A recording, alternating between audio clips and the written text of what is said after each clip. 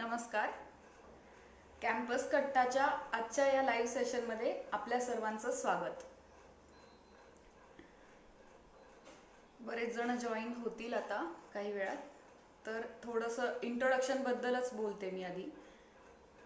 तरुणाईचे चुकते पाऊल हा विषय वाचून किंवा ज्यांना कळालं ह्या विषयावर मी आज लाईव्ह सेशन घेणार आहे. तर अनेकांचे मला फोन आले, मेसेजेस आले, कमेंट्स आल्या. खूप छान वाटलं मला. पण त्यांची उत्सुकता जी होती की ह्या विषयादरम्यान नेमकं कव्हर काय होणार आहे या सेशनमध्ये, तर ती उत्सुकता मलाही प्रेरणा देणारी होती. मलाही आजचं हे सेशन घेताना खूप आनंद होतोय आणि मीही उत्सुक आहे. तर सगळ्यात आधी हे सांगते मी की आजच्या या सेशनमध्ये आपण कुठले कुठले विषय कव्हर करणार आहोत. तर व्यक्ती ही वेगळ्या वेगळ्या टप्प्यातून जात असते आणि प्रत्येक व्यक्ती प्रत्येक टप्प्यातून जात असते. तर 5 टप्पे असतात वाढीचे. त्यातला पहिला असतो शिशु, दुसरा असतो बालक, नंतर असतो किशोर, नंतर असतो किशोरावस्थेनंतर येतं तारुण्य आणि मग ते आपण म्हणजे मॅच्युअर अडल्ट ज्याला म्हणतो तो एक टप्पा येतो. तर तारुण्यात जाण्याआधी किशोरावस्था येते. तर किशोरावस्थेत काय घडतं याचा परिणाम हा तारुण्यावर दीर्घकालापर्यंत पडत असतो. त्यामुळे किशोरावस्थेशी संबंधित गोष्टींविषयी मी आज जास्त बोलणार आहे.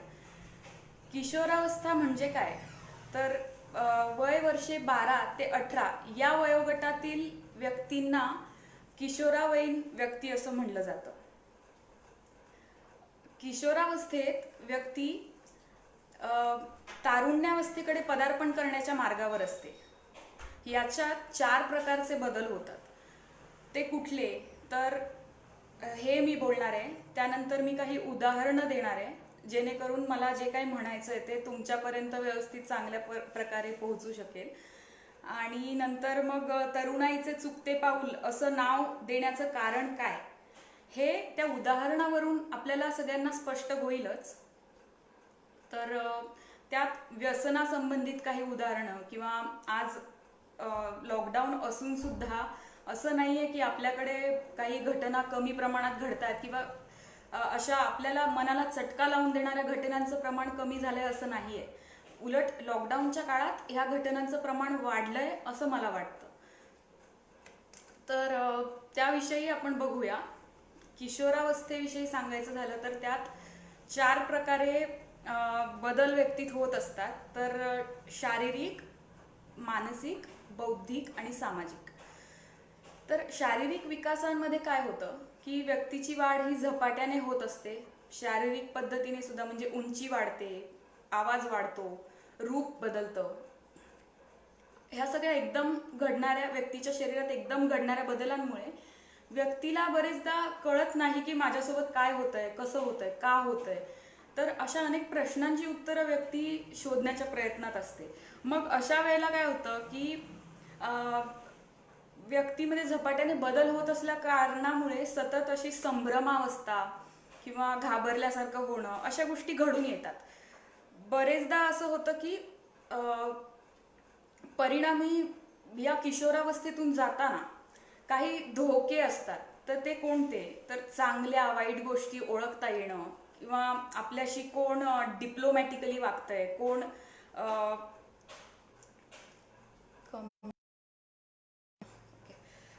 कोण डिप्लोमॅटिकली वागतंय, कोण खरं वागतंय, कोण खोटं वागतंय, ह्या गोष्टी महत्वाच्या असतात. मग अशा वेळेला पालकांची साथ असणं, मुलांचं आणि पालकांचं एकमेकांशी उत्तम प्रकारे बॉन्डिंग असणं खूप महत्वाचं आहे. तर मैत्रीत्वाचं नातं याबद्दल मी थोडं बोलते की लहानपणी असं होतं की लहान मुलांच्या आणि मुलांच्या मधलं अंतर, मग ते कम्युनिकेशन गॅप किंवा मग एक फ्रेंडली जे नातं असतं ते लहानपणी खूप छान असतं. तर बरेचदा माझ्या तरी ऐकण्यात आजपर्यंत असं कधी नाही आलंय की माझा लहान मुलगा माझ्याशी गोष्टी शेअर करत नाही. असं होत नाही ना.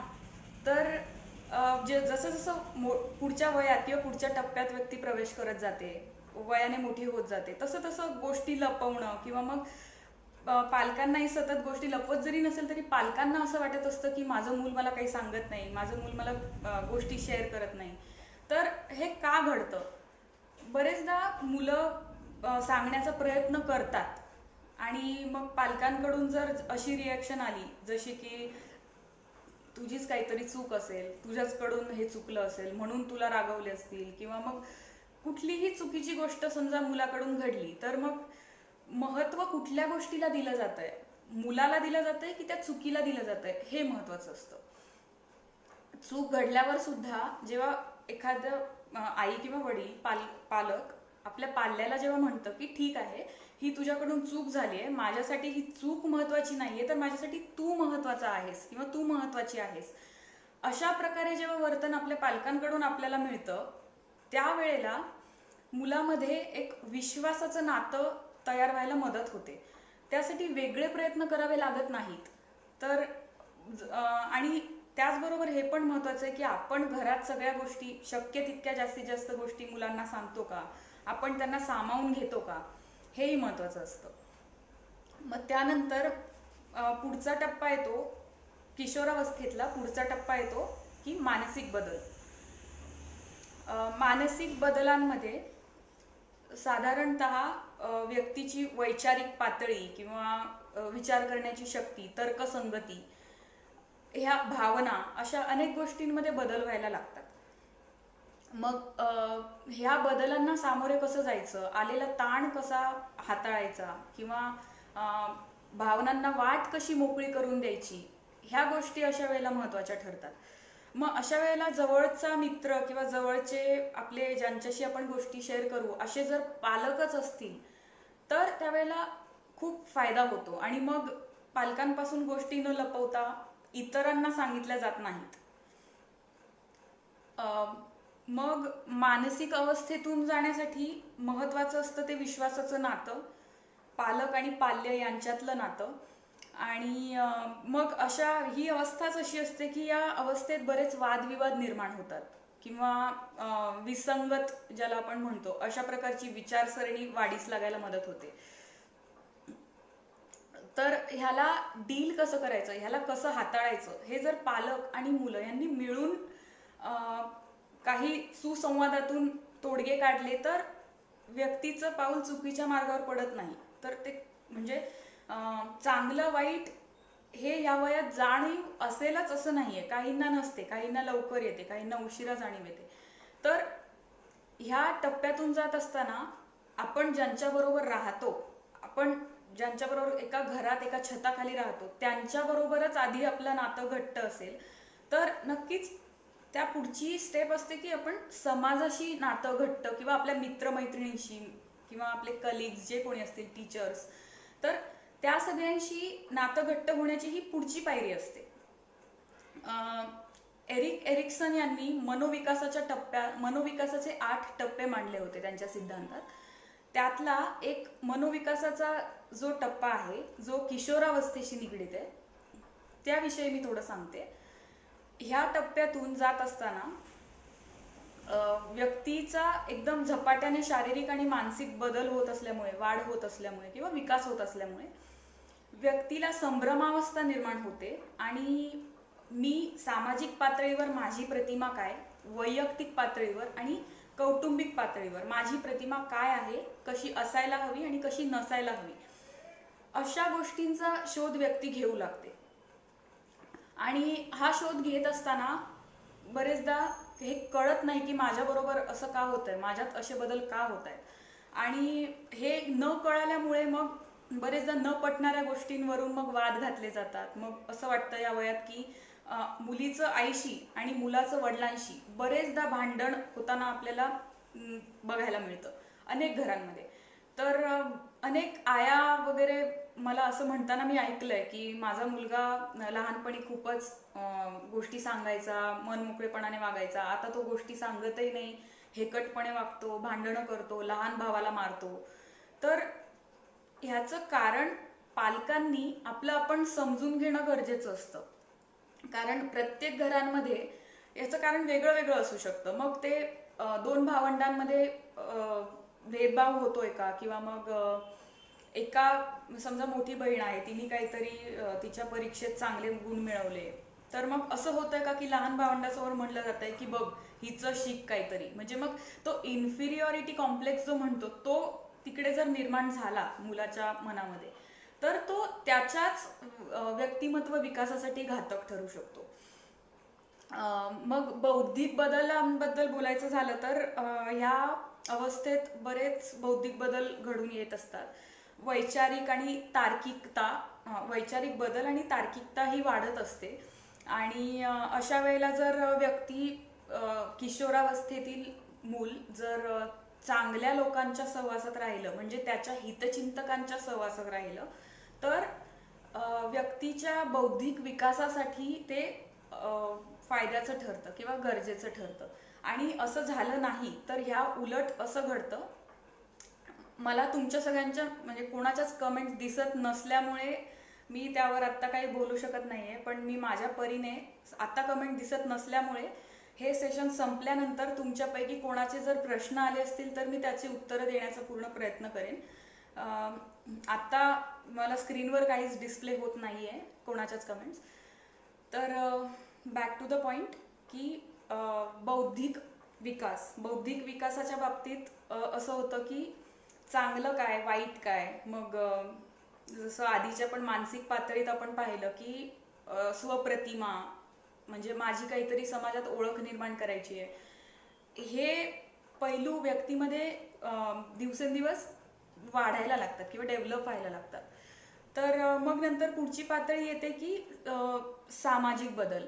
सामाजिक बदलांमध्ये व्यक्ती जेव्हा एक बाल्यावस्थेत असते त्यातून ती किशोरावस्थेत जाते, मग जसं जसं पुढच्या टप्प्यात पदार्पण होतं तसं तसं व्यक्तीचे नातेसंबंध बदलतात. नातेसंबंधांमधले जवळीकता, नातेसंबंधांमधला दुरावा हा व्यक्ती ओळखायला लागते.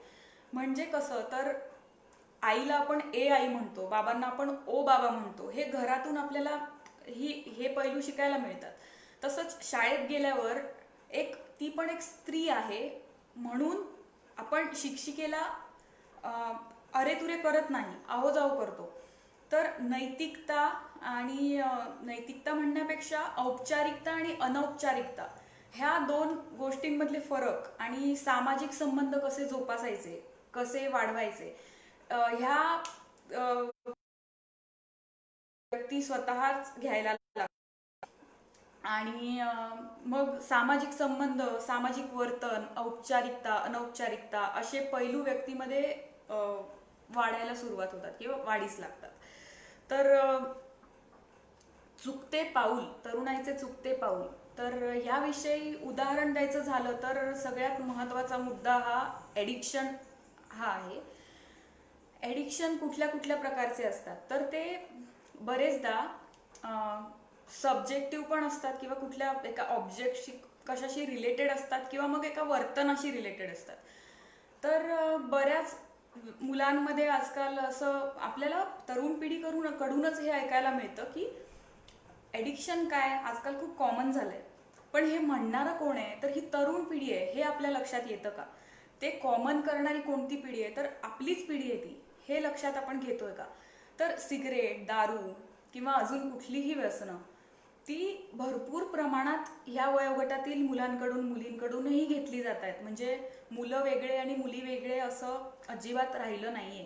तर मुली सुद्धा व्यसनांना बळी पडताना आपल्याला नजरेस येतं किंवा आपल्याला बघायला मिळतं समाजात, आणि मुलं सुद्धा व्यसनांना बळी पडतात. तर बळी पडतात हा शब्द मी मुद्दामच वापरतेय.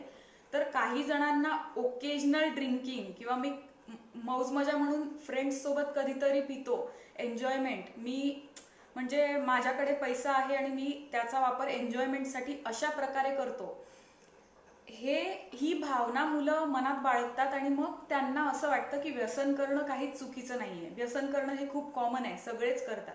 सगळे म्हणजे कोण, तर बरेचदा असं होतं की सगळे म्हणजे आपण आपलं सगळं जग म्हणजे मित्रच असतात. तर मग आपले मित्र करत असल्या कारणाने आपल्याला वाटतं की सगळं जग करतंय आणि मग ती चांगली गोष्ट आहे. आणि मग जसं मित्र वागतात तसं पिअर प्रेशरमुळे म्हणा किंवा मग स्वतःला नवीन नवीन गोष्टी करून बघण्याची जी ह्या वयात इच्छा असते नवीन प्रयोग करून बघण्याची, नवीन अनुभव घेण्याची, तर ह्या गोष्टींमुळे व्यसन वाढीस लागण्याचे धोके जास्त असतात.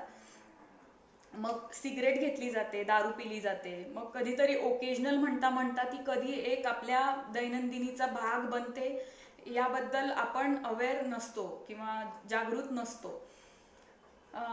मग अशा वेळेला बरेचदा असं होतं की जे खूप अप्पर मिडल क्लास किंवा एकदम इलाइट क्लास किंवा अशा एकदम हायर फॅमिलीजमधून, हायर सोसायटीजमधून बिलॉंग करतात किंवा ज्यांच्या घरी बक्कळ पैसा आहे आणि त्यांनाही कधी पैशांमुळे असं रोकटोक होत नाही घरच्यांकडून, तर मग हा पैसा ती मुलं व्यसनाच्या गोष्टीसाठी वापरतात. आणि मग म्हणजे कुठेतरी त्यांना हे पण असतं मनात की मी माझा पैसा कशा प्रकारे खर्च करतो, यावरून मी किती मोठा आहे, मी किती ग्रेट आहे हे माझ्या मित्रांना कळेल, अशा प्रकारची एक भावना मुलांच्या मनात असण्याची शक्यता असते. आणि मग जे लोअर मिडल क्लास किंवा मिडल क्लास अशा फॅमिलीजमधून, असं मला पर्सनली कुठल्या फॅमिलीजला संबोधायचं नाहीये, पण हे माझ्या एका काही दिवसांपूर्वी एक लेख वाचण्यात आला होता. त्या लेखात असं दिलं होतं की जे शक्यतो मिडल क्लास किंवा अशा फॅमिलीजमधून जे बिलॉंग करतात किंवा ज्या मुलांना पैशांसाठी बंधनं टाकली जातात किंवा पैसे मिळत नाहीत, पॉकेट मनी जास्त मिळत नाही, तर मग अशी मुलं काय करतात, तर व्यसन, त्यांनाही असं वाटतं की मीही व्यसन करावं, माझ्याकडे पैसा नाही म्हणून मी व्यसन करणार नाही, अशी भावना दिसत नाही मुलांमध्ये. तर मग ते काय करतात, तर जे कमी पैशांमध्ये कुठली व्यसनं आहेत, तर मग व्हाईटनर असेल किंवा व्हाईटनरचा स्मेल घेऊन सुद्धा त्यांना जो एक अत्यानंद होतो, तो एक प्रकारचं ते व्यसनच आहे. तर मग ते तशा गोष्टी करतात. मग ते स्वस्त असल्या कारणाने ह्या गोष्टीचा वापर होतो. मग ह्या वयात अजून दोन धोके असतात की गुंड प्रवृत्ती वाढीस लागू शकते आणि असंवेदनशीलता वाढीस लागू शकते, ज्याच्यामुळे समाजात अस्थिरता निर्माण करणारी एक व्यक्तिमत्व तिथे तयार होण्याचा खूप मोठा धोका असतो. मग अशा वेळेला काय करायला पाहिजे, तर बरेचदा असं होतं की घरी मुलावर दमदाटी होतीये म्हणून मग तो समाजात किंवा मग वर्गात किंवा मित्रमंडळींबरोबर दमदाटी करतो, गुंड प्रवृत्ती त्याच्यात वाढीस लागते किंवा बुलिंग म्हणतो आपण ज्याला, की एखाद्या मुलाला किंवा एखाद्या मुलीला टार्गेट करून त्याच्यावरती दादागिरी सारख्या गोष्टी करणं किंवा कमेंट्स पास करणं, अशा गोष्टी घडतात. मग ह्या कमी कशा करायच्या किंवा याला आळा कसा घालायचा, तर एकच मार्ग आहे, सुसंवाद.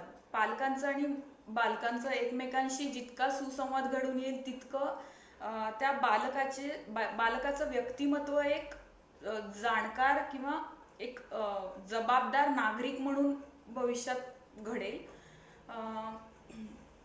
त्यासाठी अजून एक महत्वाची गोष्ट ही की आदरभाव कसा, तर जर व्यक्तीला, मी आधी एक उदाहरण देते की मॅस्लो यांच्या थेअरीमध्ये, खरं तर ही एक मोटिवेशनल थिअरी आहे, तर या थिअरीमध्ये त्यांनी काही गरजांचे टप्पे सांगितलेत. तर ह्यात त्यांनी 5 टप्पे सांगितले. पहिला आहे फिजिओलॉजिकल नीड्सचा, म्हणजे शरीराच्या संबंधित गरजांचा. दुसऱ्या ह्याच्यात येतं सेफ्टी आणि सेफ्टी नीड्स बेसिकली. तिसऱ्या ह्याच्यात येतं लव आणि बिलॉंगिंग्स. आणि चौथ्या ह्याच्यात येतं एस्टीम म्हणजे काय, तर त्याच्यामध्ये हा रिस्पेक्टचा भाग जो मी बोलले आधी, तो त्याच्यात येतो. म्हणजे मला रिस्पेक्टची सुद्धा गरज आहे, त्या गरजेची सुद्धा पूर्तता होणं गरजेचं असतं. आणि मग त्यानंतर आपण पुढच्या मॅस्लोची जी थिअरी आहे त्याच्यात जो 5वा टप्पा आहे शेवटचा, तो आहे सेल्फ ॲक्च्युअलायझेशन. ह्यात व्यक्तीला जर बाकीच्या गरजा पूर्ण झाल्या, म्हणजे सगळ्यात आधी शारीरिक, म्हणजे जी काही गरज असते आपल्याला, भूक, अन्न, पाणी, निवारा, त्यानंतर असते सेफ्टी, त्यानंतर असते लव आणि बिलॉंगिंग्स, म्हणजे आपल्या घरच्यांनी, आपल्या मित्रांनी, आपल्या टीचर्सनी आपल्यावर प्रेम करावं. मग त्यानंतर काय येतं, तर एस्टीम प्रेम करावं. त्यानंतर काय तर रिस्पेक्ट मला मिळावी, मला माझ्या कुठल्या चांगल्या गोष्टीमुळे माझं कौतुक व्हावं. आणि जर माझ्याकडून चूक जरी झाली तरी एक अनकंडिशनल लव ज्याला म्हणतो आपण, की बाबा ठीक आहे, माझ्यासाठी तू महत्वाचा आहेस, तुझी चूक नाही, फक्त इथून पुढे चूक करू नको, मी तुझ्या बरोबर आहे. ही भावना मुलांच्या मनात रूढ झाली किंवा बसवली पालकांनी, तर त्याचा एक इफेक्टिव्ह पर्सनॅलिटी म्हणजे एक जाणकार नागरिक, एक व्यवस्थित आपल्याला आयडियल व्यक्तिमत्व घडण्यास मदत होते. तर यात मूल्ये म्हणजे व्हॅल्यूज, तर ते सुद्धा मुलांना देणं खूप गरजेचं असतं. आणि म्हणजे विश्वासाबद्दल मी आधी बोललेच की आणि विश्वासाबद्दल हे की परिवारातल्या एकमेकांबरोबरच्या नातेसंबंधांमध्ये सगळ्यात महत्वाचं मूल्य कुठलं असेल तर ते विश्वास. आईचा वडिलांवर, वडिलांचा आईवर, दोन्ही आई वडिलांचा मिळून मुलांवर, मुलांचा आई वडिलांवर, असं प्रत्येकाचा एकमेकांवर विश्वास जर असेल तर गोष्टी एकमेकांना सांगणं, समजून घेणं, चुकलं तर प्रसंगी रागवणं, मग योग्य दिशा दाखवणं, अशा गोष्टी ह्या विश्वास हे मूल्य जर परिवारात असेल तर त्या वाढीस लागतात. पुढे बोलायचं झालं तर सामाजिक मूल्यांची जाणीव असणं किंवा त्याचं ज्ञान देणं हे खूप काळाची गरज बनली आहे. सामाजिक मूल्यांची जाणीव करून कशी द्यायची, तर ते म्हणजे आपल्यापासून सुरुवात करून आपण देऊ शकतो. की गरजेला कोणाला तरी मदत करणं, किंवा समजा आई स्वयंपाक करतेय तर मग आईने असं म्हटलं की ये चल आपण मिळून करूया ही गोष्ट, तर मग मूल त्याच्यात आनंदाने सहभागी होईल. किंवा मग स्वयंपाक किंवा छोटे मोठे काम, तू ही भाजी निवड, मी हे करते, मग आपण मिळून करूया. मग बाबा काही काम करत असतील तर मग चल ये आपण मिळून करूया, आपण हे जे काही क्रिएटिव्ह वर्क, मग मुलाचा होमवर्क असेल तर थोडंसं आपण इन्व्हॉल्वमेंट दाखवली की मुलाला असं वाटतं की मी माझ्या आईवडिलांना हवा आहे किंवा हवी आहे. तर ही हवं असण्याची भावना, यातून विश्वास, प्रेम, मूल्ये ह्या गोष्टी नंतर वाढीस लागतात. आणि मग सामाजिक मूल्यांची जाणीव कशी करून द्यायची, तर त्यात मदत करणं एकमेकांना, तो एक भाव झाला. किंवा प्राणी मात्रांविषयी त्यांना प्रेम निर्माण करून देणं मनात, आदरभाव, प्रेम. तसंच आपल्यापेक्षा वयाने मोठ्या असणाऱ्या व्यक्ती आणि वयाने लहान असणाऱ्या व्यक्ती, वयाने आणि पदानेही, तर त्यांचाही सन्मान करायला शिकवणं. म्हणजे उदाहरणार्थ असं की एक उदाहरण सांगते, थोडं पर्सनल उदाहरण आहे, पण जेव्हा माझे लहान भावंड जन्माला आले तेव्हा असं झालं की त्यांनी मला दीदी म्हणावं म्हणून माझ्या घरातली इतर मोठी मंडळी मला दीदी म्हणायची. म्हणजे असं की लहान मुलांच्या लक्षात आले की अच्छा ही आपल्यापेक्षा मोठी आहे म्हणून आपण हिला दीदी म्हणणं, हिचा सन्मान करणं महत्वाचं आहे. तर हे लहान मुलांना वेगळं शिकवावं लागत नाही, ती एक उत्तम अनुकरण करणारी, म्हणजे मागच्या एका सेशनमध्ये पण मी बोलले होते आणि डॉक्टर अपर्णा अष्टपुत्रे मॅडमनी पण त्यांच्या सुंदर माझी शाळाच्या सेशनमध्ये हे सांगितलं होतं की लहान मुलं ही उत्तम कॉपी कॅट असतात.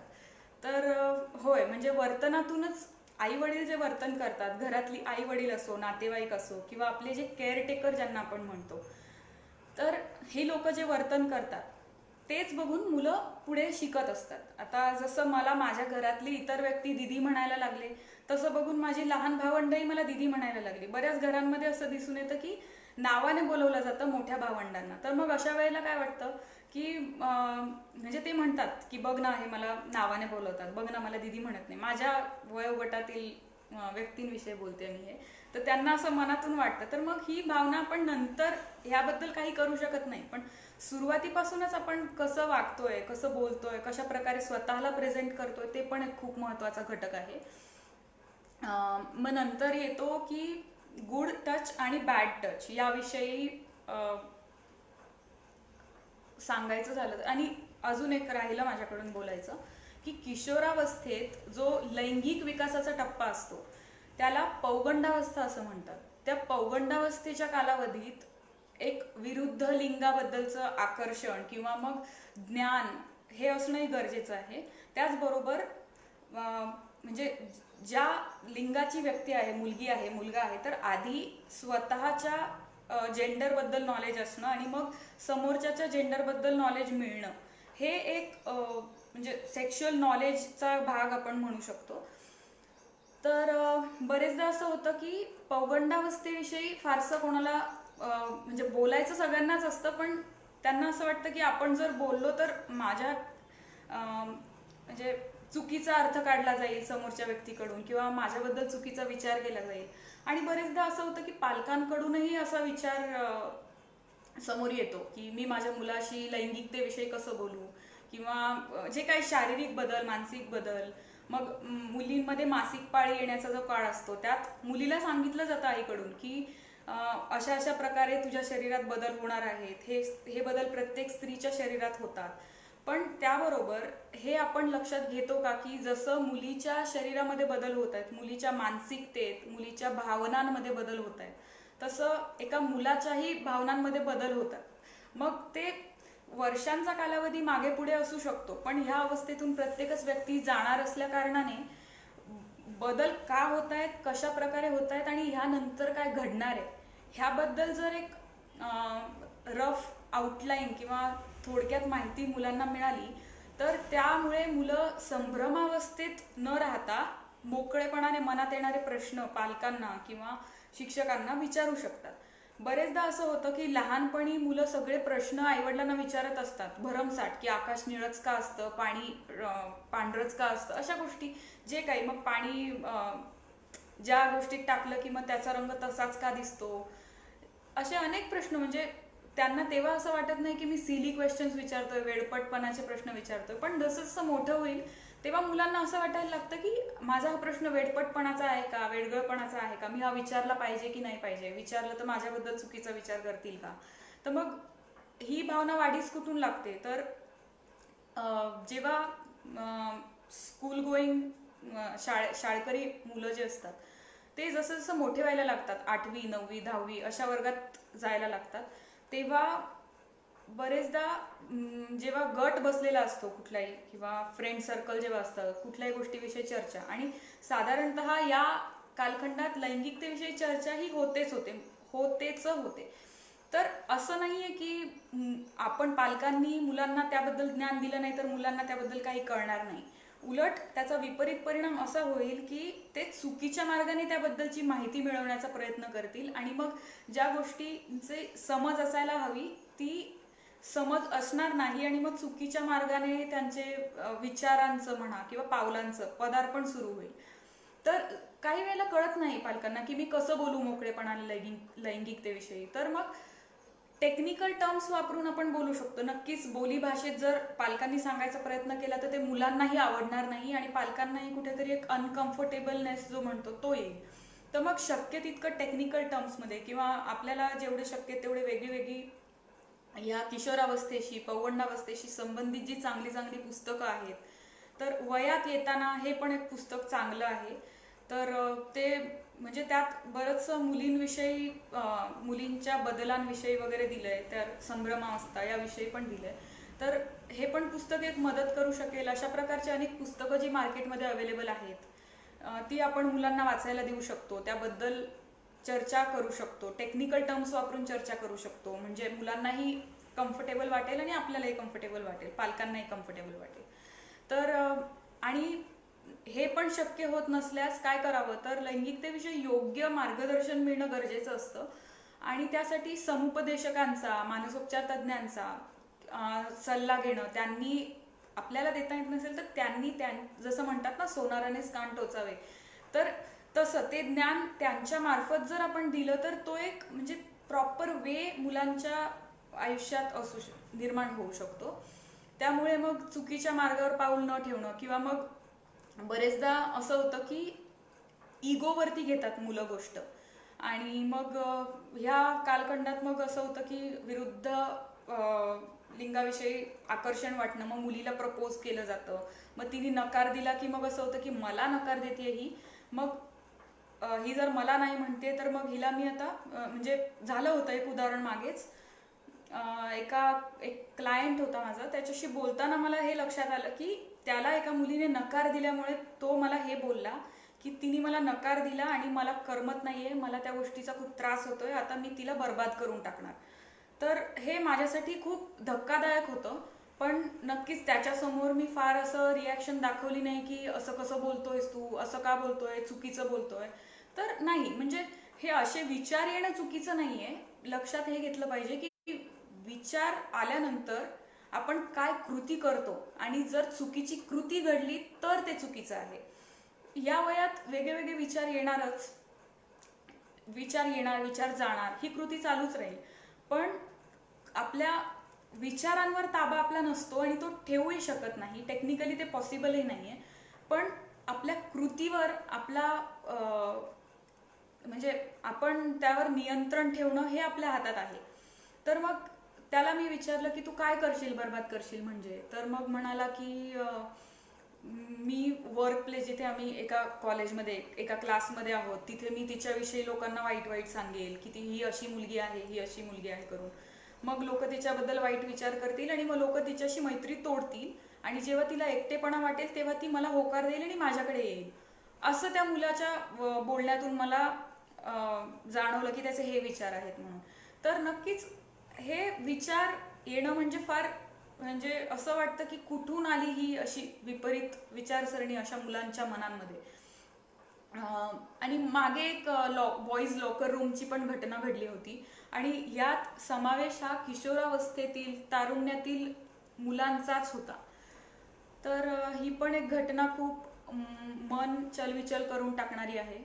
आणि आत्ताच सुशांत सिंग राजपूतची पण जी घटना घडली, त्या घटनेनंतर, ती घटना तर मनाला खूप दुःख देणारीच आहे, पण त्याहूनही दुःख देणारी घटना कुठली असेल तर मागे माझ्या एका वाचनात, एका आर्टिकलमध्ये मी वाचलं, सुशांत सिंग राजपूतचं जेव्हा हे प्रकरण घडलं, तर त्यानंतर म्हणजे बरेचदा काय होतं, या किशोरावस्थेत मुलं आपला आयडॉल कोण किंवा आपण आपला रोल मॉडेल कोण हे ठरवण्याच्या बाबतीत सुद्धा त्यांच्याकडून चूक घडू शकते. तर मग चांगलं वाईट काय, म्हणजे सिनेमात जसं दाखवतात की अशी फायटिंग केली म्हणजेच हिरो असतो, आणि असं एकदम लाजून बुजून आणि अशा गोष्टी मुलं आत्मसात करतात, किंवा त्यांचा ठाम त्याच्यावर विश्वास बसतो की सुंदरता म्हणजे हे मुलीचं एक लक्षण आहे, आणि एकदम मस्क्युलॅरिटी म्हणजे पॉवर दाखवणं हे एका मुलाचं लक्षण आहे, हे त्यांच्या मनात बसतं. आणि मग बरेचदा रोल मॉडेल चूज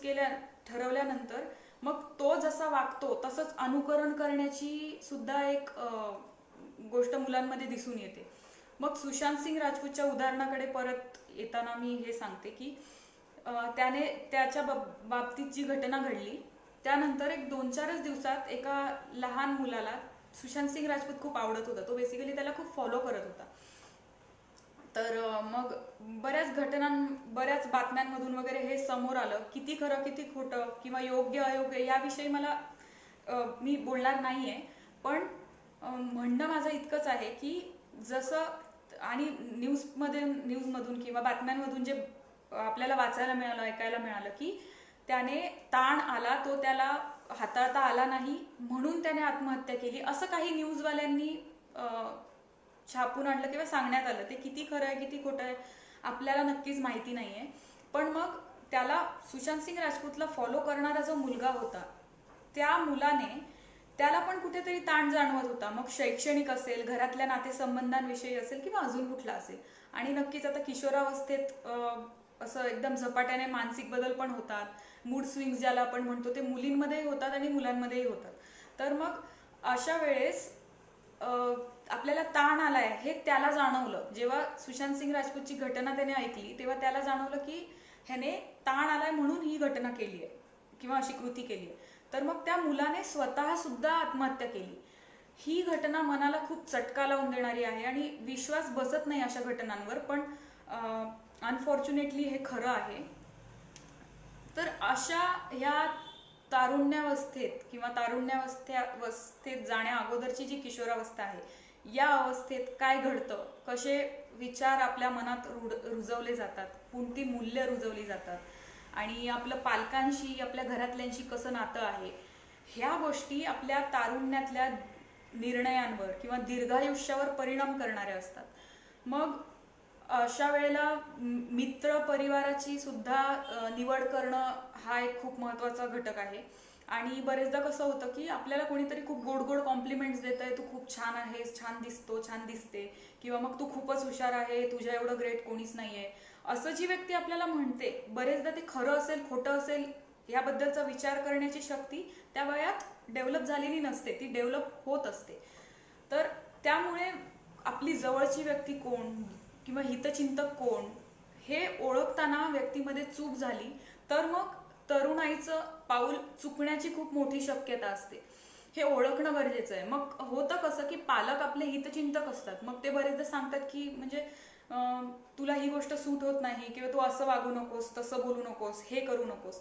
तर त्या मागचा हेतू पालकांचा चांगलाच असतो, पण मग मुलांना वाटतं की मला असं सांगतायत सतत म्हणजे हे माझे दुश्मन आहेत, हे माझे हितचिंतक नाही आहेत, मला माझे मित्र खूप चांगल्या कॉम्प्लिमेंट्स देतात, मैत्रिणी छान छान बोलतात, म्हणजे तेच माझे हितचिंतक आहेत, तेच माझे जवळचे आहेत असं वाटायला लागतं. त्यामुळे मग व्यक्तीमध्ये एक हेकटपणा किंवा मग आपलं जवळचं दूरचं हे ओळखण्याची ताकद व्यक्तीमध्ये कमी होऊन जाते. आणि जसं मी बोलले की आणि हे गुड टच आणि बॅड टच बद्दल बोलायचं झालं तर बरेचदा असं होतं की गुड टच काय, बॅड टच काय याबद्दल जर नॉलेज मुलांना मिळालं तर मुलांना हे कळतं की अशा अशा प्रकारचा स्पर्श, अशा अशा म्हणजे समजा गर्दी नसताना एकांतात जर कोणी खांद्यावर विनाकारण हात ठेवत असेल, डोक्यावरून हात फिरवत असेल, अशा गोष्टी घडत असतील तर मग ती कुठली व्यक्ती आहे, कुठल्या म्हणजे किती वेळा आपल्याबरोबर हे घडत आहे. मग ते आपण जर असं आपल्याला कुठेतरी वाटलं, म्हणजे किशोरावस्थेतील व्यक्तीला आपण जर ज्ञान दिलं आणि त्याला कुठेतरी वाटलं की आपल्याबरोबर हे चुकीचं घडतंय, तर आपण हे आईवडिलांना त्वरित सांगायलाच हवं, किंवा आपण ज्या व्यक्ती आपली काळजी घेतात, ज्यांच्याजवळ आपण वडीलधाऱ्या व्यक्ती, त्यांना हे सांगायलाच हवं. आणि काही वेळेला मग धमकी दिली जाते की हे सांगू नकोस, नाही तर मग मी तुझ्या आईला मारेल, तुझ्या बाबांना मारेल, अशा प्रकारच्या खोट्या धमक्यांना मुलं बळी पडतात. आणि म्हणून मग ही गोष्ट ते आपल्यातच सीमित ठेवतात, आईवडिलांना सांगत नाहीत. आणि मग हे सहन करण्याची जेव्हा शक्ती संपते तेव्हा मग आत्महत्येला प्रवृत्त करणाऱ्या घटना घडतात. तर ह्याला आळा घालण्यासाठी आई वडील आणि मुलं ह्यांच्यामधला सुसंवाद हा एकच पर्याय आहे. आणि समुपदेशकांचा सुद्धा वेळोवेळी सल्ला घेणं खूप गरजेचं ठरतं. मदत मागण्यात काहीही कमीपणा किंवा चुकीचं नसतं. समुपदेशकांचा सल्ला घेतोय किंवा घेते ह्याचा अर्थ असा नाहीये की मी कमकुवत आहे. ह्याचा अर्थ असा आहे की मी एक सजग नागरिक, एक सजग व्यक्ती आहे, त्यामुळे मी योग्य सल्ला घेतोय. तर ही भावना तुमच्याही मनात रुजणं गरजेचं आहे आणि मुलांच्याही मनात रुजवणं गरजेचं आहे. आपण फॉरेन कंट्रीजमध्ये बघतो, जसे आपल्याकडे फॅमिली डॉक्टर्स असतात तसे तिथे फॅमिली काउन्सिलर्स असतात, फॅमिली सायकोथेरपिस्ट असतात.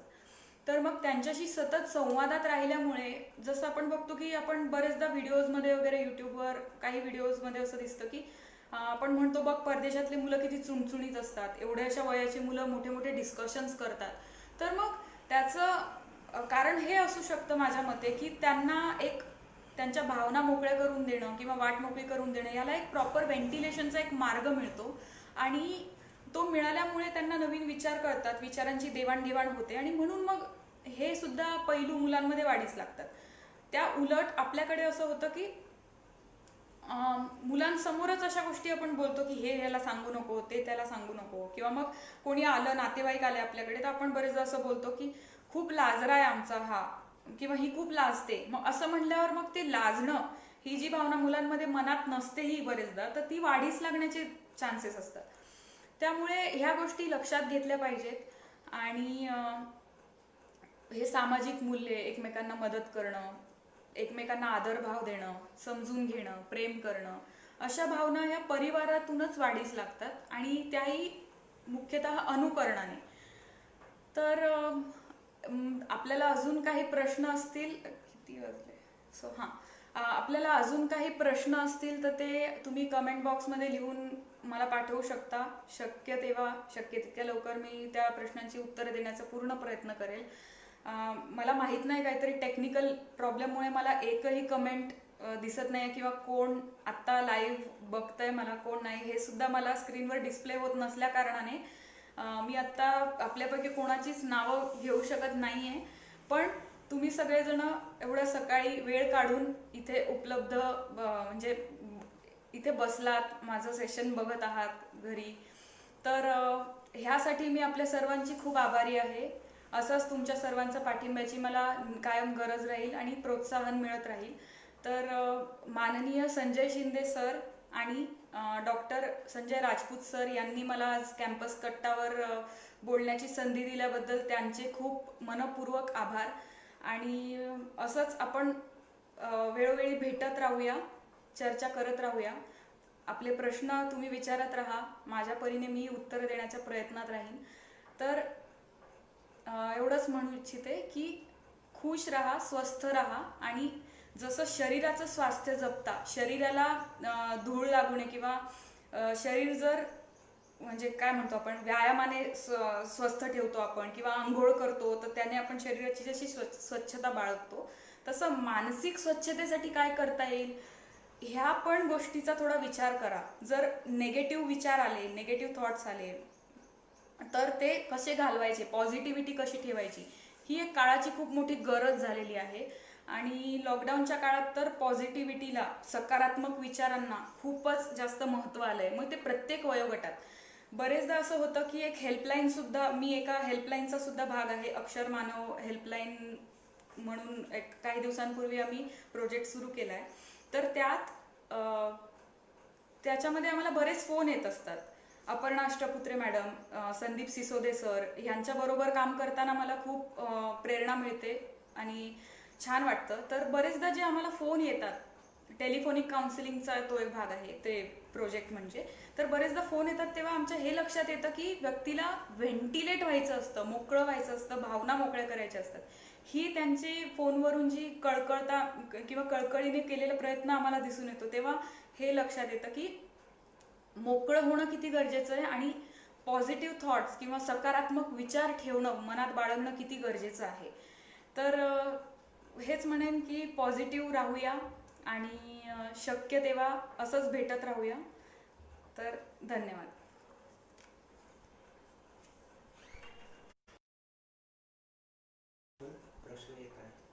प्रश्न दिसत नाहीयेत, नाही दिसत आहेत. लेफ्ट साइडला हे कर. हां, आता दिसतं. हां, अच्छा, प्रश्न आलेले आहेत, मी काही बघते.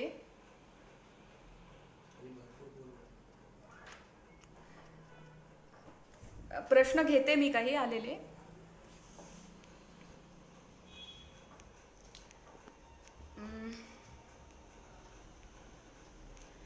स्वाती देशपांडे मॅडम पण लाईव्ह बघतायत, तर नेहमी मला खूप आधार असतो तुमचा, खूप सपोर्ट करता, मोटिवेशन देता, तर कायम असंच राहू द्या. खूप छान वाटलं तुम्ही लाईव्ह बघता आहात. तर श्रुती पानसे मॅडम पण कायम असंच प्रोत्साहन देत असतात.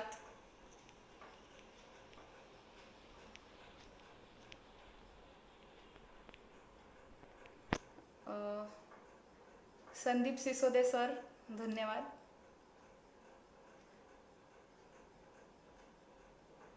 अजून प्रश्न?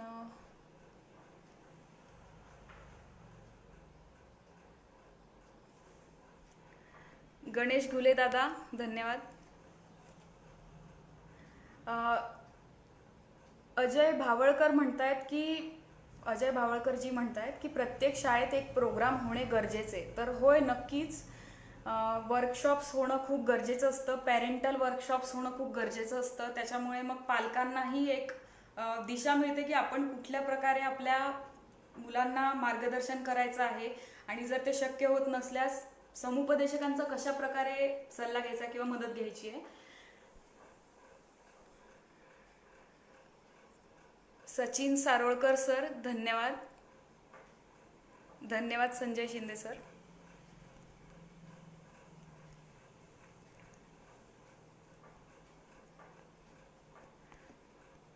माइंड क्लिनिंग इम्पॉर्टंट असं रश्मी कोळीजी म्हणतायत. तर होय, महत्त्वाचं आहे. पॉझिटिव्हिटीबद्दल जे मी बोलले की सकारात्मक विचार जर ठेवले तर आपल्याला दुनिया सकारात्मकच दिसेल. भले आजूबाजूला किती नेगेटिव्हिटी असेल किंवा नकारात्मकता असेल तर त्यावर आपण मात करू शकू, हे खूप गरजेचं आहे. आणि लॉकडाऊनच्या काळात तर ह्याची प्रचिती आपल्याला जवळपास प्रत्येक दिवशी येतेच आहे.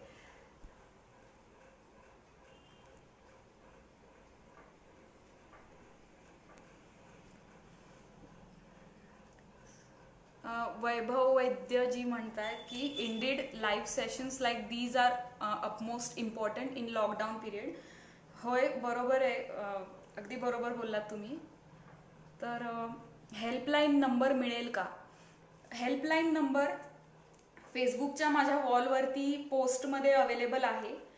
तरीही तुम्हाला जर हवा असेल तर मी तुम्हाला पर्सनली पाठवेल, शेअर करेल तुमच्याबरोबर.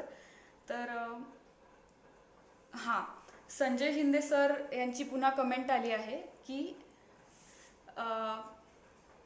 मुलांवर सेलिब्रिटी यांचा खूप प्रभाव असतो, सुशांत सिंह राजपूत. होय, बरोबर सर. जसं सुशांत सिंह राजपूतच्या या घटनेचा प्रभाव मुलांवर आहे, तसं याआधी बऱ्याच घटना घडल्यात. मग त्यामधून मुख्यतः आत्महत्या. तर आत्महत्येविषयी बोलायचं झालं तर सगळ्यात महत्त्वाचं हे की म्हणजे सायन्स असतात काही, ते ओळखणं खूप गरजेचं असतं. तर ते ओळखायचे कसे? सगळ्यात आधी किशोरावस्थेतील मूल किंवा तारुण्यात पदार्पण करणारं मूल हे कशा प्रकारे वागतंय, गोष्टी लपवतंय का? बरं, ते लपवतंय तर मग नाराज राहतंय का? किंवा बरेचदा असं होतं की आई वडिलांबरोबर रडता येत नाहीये म्हणून मग मुलं एकांतात रडतात. मग बाथरूममध्ये जाऊन रडणं किंवा मग झोपताना अशा वेळेला जाऊन म्हणजे एकांतात रडणं, अशा गोष्टी घडतात. तर मग असे सायन्स पालकांनीच ओळखले तर मग मुलांना वाटतं की हे माझे पालक आहेत, पण त्या अगोदर हे माझे खूप चांगले मित्र आहेत. आणि ही भावना जर मुलांमध्ये असेल तर शक्यतो आपण आत्महत्या म्हणा किंवा डिप्रेशन म्हणा अशा गोष्टींवर आळा घालू शकतो. आणि बरेचदा म्हणजे मी हवी आहे माझ्या परिवाराला, माझ्या मित्रमंडळीला, माझ्या पालकांना, ही भावना व्यक्तीला एक ऊर्जा देण्याचं काम करतं आणि सकारात्मकता व्यक्तीमध्ये जागृत ठेवण्याचं काम करतं. तर शक्य तितकं अशा घटना ज्या आजूबाजूला आपल्या घडतायत त्या बघून असं खूप कळकळ वाटते मनातून. आणि असं वाटतं की म्हणजे शक्य तितकी जर आपण पॉझिटिव्हिटी ठेवली आणि ती पसरवली, इतरांना सुद्धा देण्याचा प्रयत्न केला तर ती नक्कीच वाढते. जसं ज्ञानाचं आहे की ज्ञान दिल्याने वाढतं, तसं पॉझिटिव्हिटीचं सुद्धा आहे, सकारात्मकतेचं सुद्धा आहे की आपण जितकं समोरच्याला सकारात्मकतेने बघू किंवा त्याच्या घटनांनाही सकारात्मकतेने घेऊ, तितकंच आपणही एक सकारात्मक व्यक्तिमत्व बनण्यास मदत होते. अजून हां, तर आत्महत्येविषयी अजून सांगायचं झालं तर हेच की काही मुद्दे असतात, काही लक्षणं असतात किंवा काही बरेचदा असं असतं की मुलांमध्ये हे अटेम्प्ट खूप प्रकारे मुलांमध्ये प्रमाण जास्त आहे आत्महत्येचं, सक्सेसफुल अटेम्प्टच्या बाबतीत बोलायचं झालं तर. आणि मुलींमध्ये असे बरेचदा अटेम्प्ट्स होतात पण प्रत्येक वेळेस ते सक्सेसफुल होतीलच असं नाही. कारण की मुलींमध्ये भावनिकता जास्त प्रकारे असते आणि मुलांमध्ये इगो फॅक्टर आणि भावनिकता दोघांचं एक प्रकारचं बॅलेन्स साधण्याची जी मुलांमध्ये वृत्ती असते ती सतत कार्यरत असते. तर मुख्यतः हेच सुसंवाद हा जर राखला आपल्याकडून, समजा मूल बोलत नाहीये, बरेचदा असं होतं की या वयात व्यक्तीला नाही वाटत की काही बोलावं, प्रत्येक गोष्ट सांगावी, तर ठीक आहे ना, त्यांना त्यांचा स्पेस देणं पण तितकंच गरजेचं आहे. सुसंवाद साधा म्हणजे असं नाही की त्याला पकडून आणून जवळ बसवायचं आणि आता बोल तू माझ्याशी, मला तुझ्याशी सुसंवाद साधायचा आहे. तर हा मार्ग नाही आहे सुसंवादाचा. मार्ग हा आहे की हसत खेळत काही घरातल्या कामांमध्ये एकमेकांना मदत करताना किंवा त्याच्या प्रोजेक्टमध्ये त्याला मदत करताना आपण त्याला 2-4 चांगल्या कॉम्प्लिमेंट्स देणं की तू कसाही असलास तरी मला आवडतोस, ठीक आहे, तुझ्यामध्ये ही गोष्ट कमी आहे तर ती आपण मिळून त्याच्यावर मात करूया, तुझा तो गुण आपण वाढवूया, मिळून करूया, तू मला आवडतोस, तू खूप हवा आहेस. आणि सगळ्यात मेन गोष्ट म्हणजे ही की एक प्रकारचा टच आणि जे अफेक्शन, तर ते पालक आणि मुलांमध्ये जितकं जास्ती असेल, जितकं रोज सकाळी उठून गुड मॉर्निंग किस किंवा आफ्टरनून हग किंवा इव्हनिंग हग असं जर मुलं आणि पालकांमध्ये झालं तर मग ते अजून नात्यामध्ये फूट शक्यतो पडत नाही. तर अशा गोष्टी, अफेक्शन, फिजिकल टच, ह्या गोष्टी खूप महत्त्वाच्या आहेत एक मूल आणि पालक यांच्या नात्यामध्ये. तर त्यामुळे शक्य तितकं आपल्या मुलांच्या खांद्यावर हात ठेवून त्यांना एक मित्रत्वाच्या नात्याने त्यांना समजून घेतलं, त्यांच्या डोक्यावरून हात फिरवला, त्यांना किस करून सांगितलं गालावर, कपाळावर, खांद्यावर, जिकडे तुम्हाला शक्य आहे तिथे तुम्ही प्रेम व्यक्त करा मुलांविषयीचं. मग ते असं नाही, बरेचदा असं होतं की किशोरावस्थेत आल्यावर मग असं होतं की मुलगी आणि वडील आणि मुलगा आणि आई यांच्यातलं थोडंसं एक नातं जे थोडंसं असं दुरावा आल्यासारखा निर्माण होतो. पण तो जर आपण सुरुवातीपासूनच राखला, तो येऊ दिला नाही, कारण शेवटी आपण एक फॅमिली मेंबरच आहोत, तर हा दुरावा न येऊ देता चौघांमध्येही जे जे चौकोनी कुटुंब असेल तर चौघांमध्येही तितकंच अफेक्शन एकमेकांच्या बाबतीत, मग बहिणीनी भावाला हक करणं, मग ते अनकम्फर्टेबलनेस राहत नाही. तर ह्या गोष्टी आपण विचारात ठेवून नाती जपली पाहिजेत आणि पॉझिटिव्हिटी अशाच प्रकारे वाढीस लागू शकते. अजून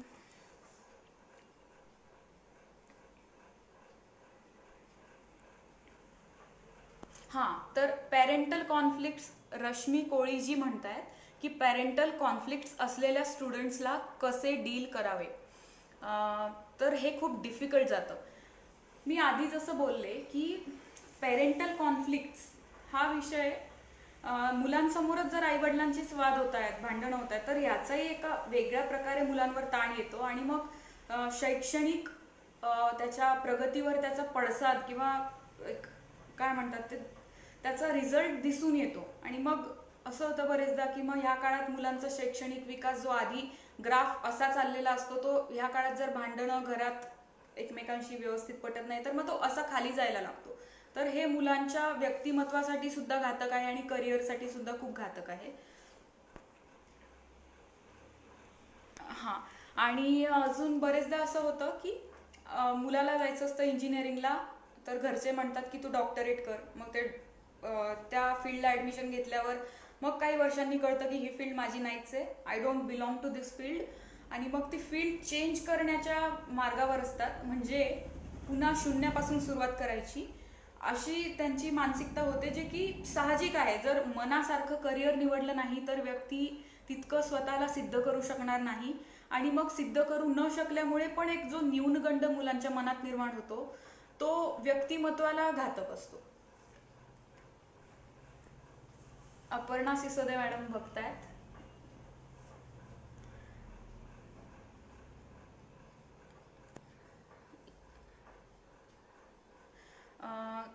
छाया शेटे जी म्हणतात की लहान मुलांविषयी आपण काही सांगाल, जेव्हा ते हट्ट करतात त्यांना कसं समजवावं. अच्छा,